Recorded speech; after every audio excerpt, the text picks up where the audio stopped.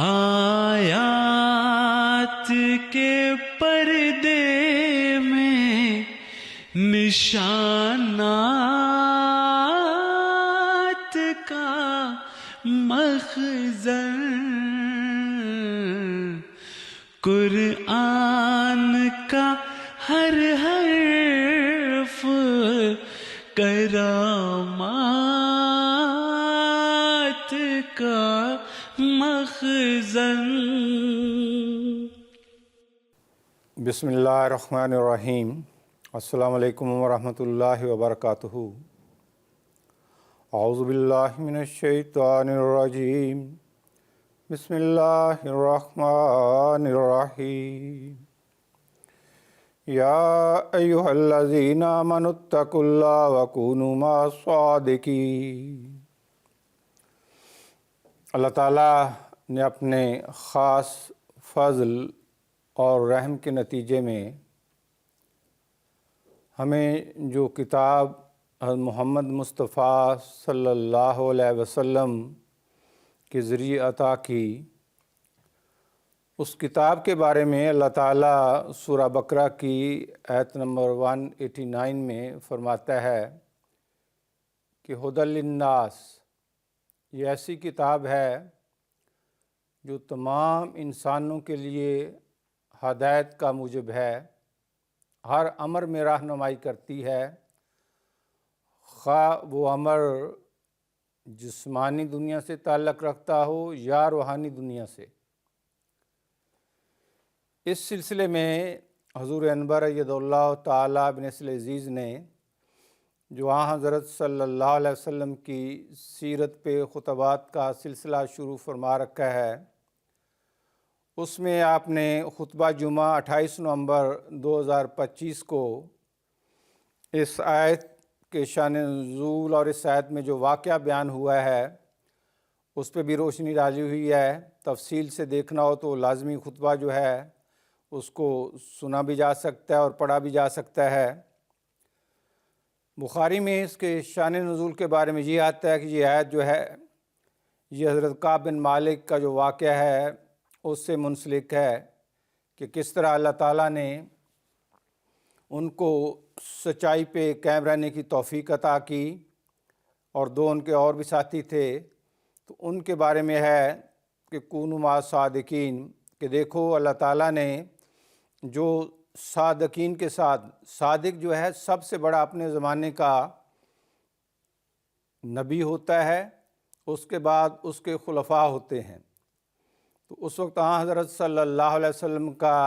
وجود باجود موجود تھا۔ جو وہ ہدایات دیتے گئے، جس طرح دیتے گئے اس طرح آپ نے ان ہدایات کی پیروی کی، گویا آپ نے صادق کا ساتھ دیا۔ تو اس طرح کی جو شان نزول کی باتیں ہیں وہ بھی چلتی ہیں، لیکن اس کا یہ مطلب ہرگز نہیں ہے کہ اس آیت کا جو شان نزول بعض نے بیان کیا وہ وہاں تک محدود ہو گئی۔ قرآن کریم خاتم الکتب ہے، جس طرح حضرت محمد مصطفیٰ صلی اللہ علیہ وسلم خاتم النبیین ہیں۔ اس سلسلے میں حضرت مسیح موعود علیہ السلام نے روشنی عطا کی ہوئی ہے۔ ان دروس میں جو بھی بیان ہوگا وہ حضرت اقدس مسیح موعود علیہ السلام کی مبارک تحریرات، آپ کے ارشادات اور خلفائے حضرت مسیح موعود علیہ السلام کے ارشادات کی روشنی میں ہی ہوگا۔ تو اس نظریے کو کہ گویا اس آیت کا اس سے تعلق ہے، غیر احمدیوں میں بعض اوقات یہ پایا جاتا ہے جو اس آیت کا شان نزول یہ ہے اس کا اس جگہ کیسے اطلاق ہو سکتا ہے، تو گویا حضرت مسلم موعود رضی اللہ تعالیٰ عنہ فرماتے ہیں کہ اس طرح یہ ہے جیسے کسی کشتی کو کسی کیلے یا درخت کے ساتھ باندھ دیا جائے کہ یہ آیت فلاں مومن کے بارے میں ہے، یہ آیت فلاں جو ہے مسلمان کے بارے میں ہے، یہ منافق کے بارے میں ہے، گویا دوسروں سے اس کا تعلق، اس لحاظ سے تو قرآن بالکل محدود ہو گیا،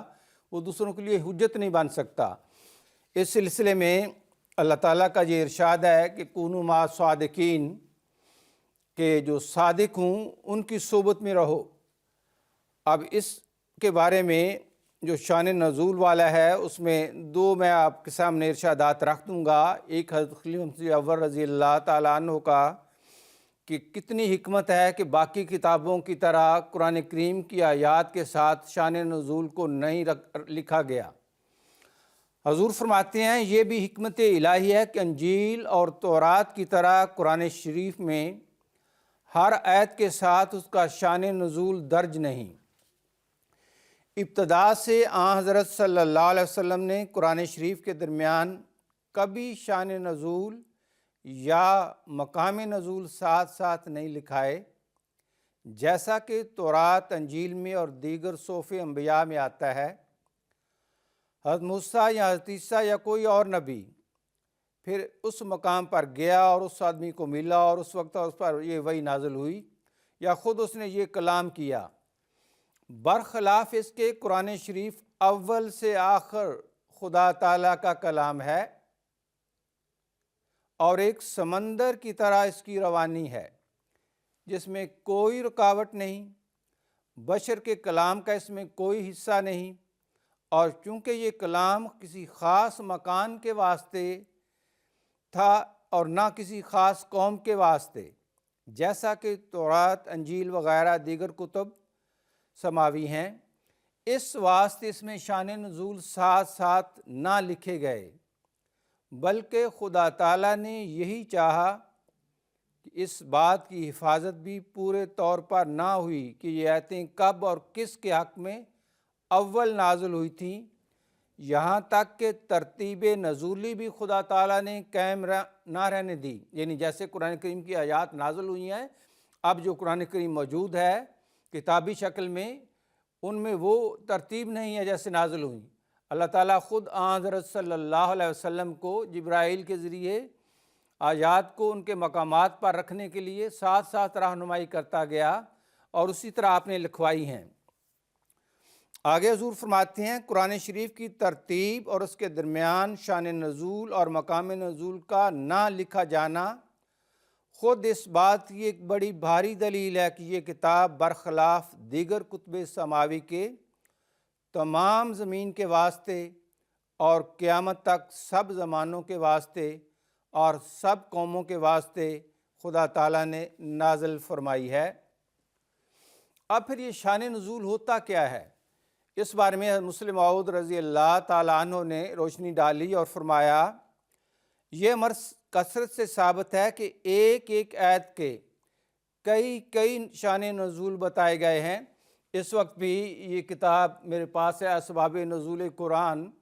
اس پوری میں سے خاکسار گزرا اور کہیں بھی یہ نہیں ہوا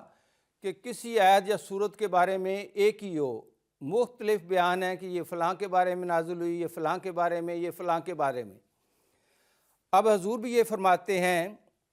کہ ایک ایک آیت کے کئی شان نزول بتائے گئے ہیں، اور محققین کا قول ہے کہ در حقیقت شان نزول کے معنی صرف اتنے ہوتے ہیں کہ فلاں آیت فلاں واقعہ پر بھی چسپاں ہوتی ہے، یہ معنی نہیں ہوتے کہ وہی واقعہ اس آیت کا شان نزول تھا۔ پھر حضرت صلی اللہ علیہ وسلم جو خود اس قرآن کے حامل اور مجسم قرآن تھے، اور آپ نے صحابہ کی تربیت ہی ایسی کی کہ جب کوئی خدا تعالیٰ کا حکم نازل ہوتا تو صحابہ عرض کر دیتے کہ حضور اس پہ کیسے عمل کرنا ہے۔ اب یہ آیت ہے، اسی طرح کی اور بھی آیتیں ہوں گی جہاں صحابہ نے پھر یہ حضرت صلی اللہ علیہ وسلم کے حضور عرض بھی کیا کہ حضور یہ ہمیں پھر کن کے ساتھ ملنا چاہیے، کن کے پاس بیٹھنا چاہیے، ہماری مجلس کیسی ہونی چاہیے۔ چنانچہ حضرت عبداللہ بن عباس رضی اللہ تعالیٰ عنہ سے ایک روایت ہے کہ کسی نے صلی اللہ علیہ وسلم سے پوچھا کہ ہم نشین کیسے ہوں، کہ ہم پھر کن کے ساتھ بیٹھا کریں، کن لوگوں کی مجلس میں ہم بیٹھیں۔ اس پر آپ نے فرمایا یعنی ان لوگوں کی مجلس میں بیٹھو جن کو دیکھ کر تمہیں خدا یاد آئے اور جن کی گفتگو سے تمہارا دینی علم بڑھے اور جن کا عمل تمہیں آخرت کی یاد دلائے۔ اب آتے ہیں مسیح موعود علیہ الصلوۃ والسلام کے اس ارشاد پہ بھی کہ ایک صحبت، صادق کی صحبت کیا تبدیلی پیدا کرتی ہے انسان کے اندر، کتنا بڑا اس کا اثر ہے۔ آپ نے فرمایا میں یقیناً کہتا ہوں اگر کوئی شخص ایک ہفتہ ہماری صحبت میں رہے اور اسے ہماری تقریریں سننے کا موقع مل جاوے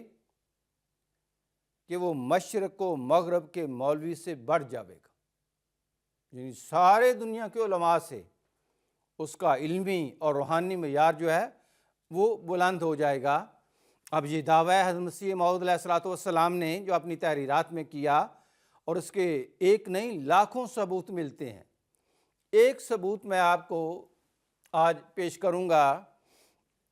حضرت خلیفۃ مسیح اول رضی اللہ تعالیٰ عنہ اپنے زمانے میں بہت بڑے عالم تھے، قرآن کے، حدیث کے، اسلامی کتب کے اور علم کی تحصیل کے لیے اپنے بے شمار سفر کیا ہوا ہے۔ اب وہ جب ایک صادق کی صحبت میں آتے ہیں، امام زماں کی صحبت میں آتے ہیں، تو اپنا جو ان کا پہلا علم تھا اور اس کے بعد جو تبدیلی آتی ہے اس صحبت کے فیض سے، اس کو آپ نے ایک عربی قصیدہ میں بیان کیا جو حضرت مسیح موعود علیہ الصلوۃ والسلام کی کتاب کرامات الصادقین میں شائع ہے۔ آپ فرماتے ہیں فواللہ مذ لقیتہ زادنی الہدیٰ، کہ خدا کی قسم جب سے میں اس مبارک وجود کو ملا ہوں، مجھے یہ مسلسل ہدایت میں ترقی دے رہا ہے، مسلسل ہدایت میں آگے جا رہا ہوں۔ وَعَرَّفْتُ مِن تَفْہِیمِ احمدہ، باقی باتیں چھوڑو، حقیقت یہ ہے کہ میں اس احمد یعنی حضرت مسیح موعود علیہ السلام کو ملا ہوں، تو مجھے وہ احمد یعنی محمد مصطفیٰ صلی اللہ علیہ وسلم کی ذات سمجھ آئی ہے۔ آگے فرمایا وَكَمْ مِنْ عُوَیْزٍ مُشْکِلٍ غَیْرَ وَاضِحٍ، کتنے ہی شبہات اور مشکلات تھیں اسراء کی، انار علیہ فصرت منہم مشاہدہ، انہوں نے مجھ پہ واضح کر دی ہیں، روشن کر دی ہیں، اور میں حقیقت میں ان کی حقیقت سمجھ کر اب بیدار ہوا ہوں۔ گویا ایک خواب اور بیداری کا اتنا فرق ہوتا ہے۔ آپ نے جتنے علم بھی کیے، جتنی محنت کی، وہ ایسی حالت ہے جیسے کسی کی مدہوشی اور خواب کی ہو، لیکن یہ صحبت ہے صادقین کی جو آپ کو بیدار کر دیتی ہے۔ پھر حضور نے فرمایا ہے کہ اللہ تعالیٰ نے یہ جو کہا کہ کونوا مع صادقین، یعنی جو لوگ قولی، فعلی، عملی اور حالی رنگ میں سچائی پہ قائم ہیں، یہ اپنے وقت کا امام جو ہوتا ہے وہی سب سے بہتر نمونہ اس چیز کا ہوتا ہے، ان کے ساتھ رہو۔ اور پھر فرمایا کہ پہلے تو ایمان کو مضبوط کرنا چاہیے، اور بدی کی جگہ سے جہاں خطرہ ہے کہ اب مجھے بیماری لگ جائے گی، وہاں سے دور ہو جاؤ اور صادقوں کے پاس چلے جاؤ، جو جہاں سے روحانی بہتر ہونی ہے وہاں جاؤ۔ فرمایا صحبت کا بہت بڑا اثر ہوتا ہے جو اندر ہی اندر ہوتا چلا جاتا ہے۔ اگر کوئی شخص ہر روز کنجریوں کے ہاں جاتا ہے اور پھر کہتا ہے کیا میں زنا کرتا ہوں، اس سے کہنا چاہیے کہ ہاں تو کرے گا، اور وہ ایک نہ ایک دن اس میں مبتلا ہو جاوے گا، کیونکہ صحبت میں تاثیر ہوتی ہے۔ اسی طرح پر جو شخص شراب خانے جاتا ہے، خواہ وہ کتنا ہی پرہیز کرے اور کہے میں نہیں پیتا ہوں، لیکن ایک دن آئے گا وہ ضرور پیے گا، پس اس سے کبھی بے خبر نہیں رہنا چاہیے۔ صحبت میں بڑی تاثیر ہے۔ دیکھیں کتنا خدا تعالیٰ کا احسان ہے ہم پہ کہ خلافت ہمیں قدم قدم پہ آنے والے خطرات سے جو ہے ہوشیار کرتی ہے، آگاہ کرتی ہے، بچانے کے لیے کوشش کرتی ہے۔ تو جو مختلف کام ایسے ہیں جہاں یہ خطرات ہو سکتے ہیں، وہاں کام کرنے کی ممانعت ہے، وہاں منع کیا گیا کہ نہ آ جاؤ، اور کام تلاش کرو۔ اللہ تعالیٰ رب العالمین ہے، وہ ایک سے ایک بڑھ کر وسائل بنا دیتا ہے۔ اب آگے آتے ہیں، حضرت مسلم موعود رضی اللہ تعالیٰ عنہ نے ایک اور رنگ میں اس پہ روشنی ڈالی ہے۔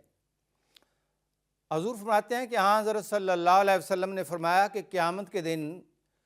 کچھ لوگوں کی ایسی اقسام ہوں گی جو خدا تعالیٰ کے سائے کے نیچے ہوں گی۔ ان میں سے ایک قسم وہ ہے کہ ایسے انسان جس کا آپس میں ویسے کوئی رشتہ نہیں، وہ خدا تعالیٰ کی خاطر ایک دوسرے سے محبت کرتے ہیں، صرف خدا کی ذات ان کو اکٹھا کرتی ہے، اس کی خاطر وہ اکٹھے ہوتے ہیں۔ فرمایا مسیح موعود علیہ الصلوۃ والسلام نے بھی جو ابتدائی طور پہ بیعت کرتے تھے ان کے بارے میں یہ تعریف فرماتے تھے کہ حبی فی اللہ، کہ یہ ایسا انسان ہے جو اللہ کی خاطر مجھ سے محبت رکھتا ہے، تعلق رکھتا ہے۔ اور مسلم موعود فرماتے ہیں کہ اس طرح اللہ تعالیٰ کے فضل سے مسیح علیہ السلام نے جس کے بارے میں ایسا لکھا، گویا وہ اللہ تعالیٰ کے سائے کے نیچے آ گئے۔ آگے حضور فرماتے ہیں لیکن جہاں دوستی اور محبت ایسی اعلیٰ چیز ہے کہ انسان کو اللہ تعالیٰ کے سایہ کا مستحق بنا دیتی ہے، وہاں میں دیکھتا ہوں یہی بعض اوقات تباہی اور بربادی کا موجب بھی ہو جایا کرتی ہے۔ میرا روزمرہ کا مشاہدہ ہے اور قریباً ہر روز کوئی نہ کوئی ایسا واقعہ میرے سامنے آ جاتا ہے کہ ایک شخص اچھا، نیک، دیندار اور مخلص ہوتا ہے مگر ابھی ایسے اعلیٰ مقام پر نہیں پہنچا ہوتا کہ اللہ تعالیٰ کی خاص حفاظت میں ہو۔ وہاں مسلم موعود رضی اللہ تعالیٰ عنہ نے وہ ایک سکھ طالب علم کی مثال دی کہ اس نے مسیح موعود علیہ الصلوۃ والسلام کی خدمت میں لکھا کہ حضور میرے اندر دہریت کے خیالات آنے شروع ہو گئے۔ اب حضور نے اسے فرمایا کہ آپ جس کے ساتھ بیٹھتے ہیں وہاں سے اپنی جگہ بدل لیں، اور واقعتاً وہی ہوا کہ وہ جس کے ساتھ بیٹھتے تھے اس کے خیالات دہریت والے تھے، وہ اثر ساتھ ساتھ ہوتا گیا۔ اس نے جگہ بدلی اور دوبارہ جو ہے وہ ان خیالات سے، اس گند سے نجات پا گیا۔ اور دوسرا حضور نے فرمایا کہ جو حضرت صلی اللہ علیہ وسلم مجالس میں بیٹھتے تھے تو کثرت سے استغفار کرتے تھے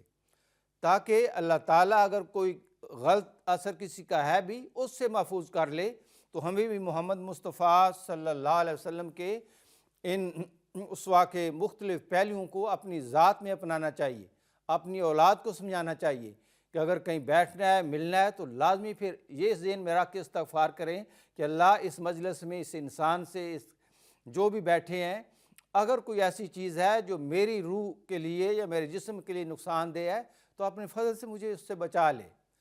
آخر میں ایک حضور انور ایض اللہ تعالیٰ بن نصر عزیز کا ارشاد صحبت صادقین کے بارے میں، اور خاص طور پہ اپنی نئی نسل کو بچانے کے لیے جو حضور نے ہمارے سامنے رکھا ہوا ہے وہ پیش کروں گا، اور اس کے ساتھ پھر آج کا یہ درس ہے اپنے اختتام کو پہنچے گا۔ حضور فرماتے ہیں بچوں کو بھی میں کہتا ہوں کہ اپنے دوست سوچ سمجھ کر بناؤ، یہ نہ سمجھو کہ والدین تمہارے دشمن ہیں یا کسی سے روک رہے ہیں، بلکہ 16-17 سال کی عمر ایسی ہوتی ہے کہ خود ہوش کرنی چاہیے، دیکھنا چاہیے کہ ہمارے جو دوست ہیں بگاڑنے والے تو نہیں، اللہ تعالیٰ سے دور لے جانے والے تو نہیں ہیں، کیونکہ جو اللہ تعالیٰ سے دور لے جانے والے ہیں وہ تمہارے خیر خواہ نہیں ہو سکتے، تمہارے ہمدرد نہیں ہو سکتے، تمہارے سچے دوست نہیں ہو سکتے۔ اور ایک احمدی بچے کو تو کیونکہ صادقوں کی صحبت سے فائدہ اٹھانا ہے،